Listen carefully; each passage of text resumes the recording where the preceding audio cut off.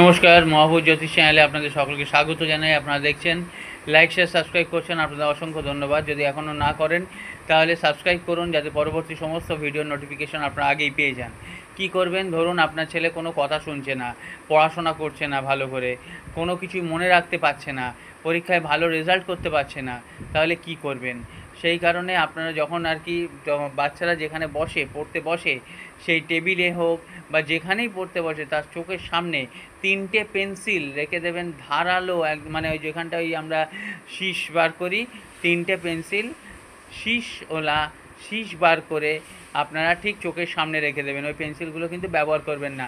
তারপর দেখবেন আপনাদের কি সুন্দর সন্তানদের মন বসবে, পরীক্ষায় ভালো রেজাল্ট করবে এবং সব লিখে আসতে পারবে, কথাও শুনবে। আর কি করবেন? নর্থ ইস্ট কোণাটা পরিষ্কার রাখবেন, কোনো লাল বা কালো রং করবেন না। লাইক শেয়ার সাবস্ক্রাইব করতে ভুলবেন না।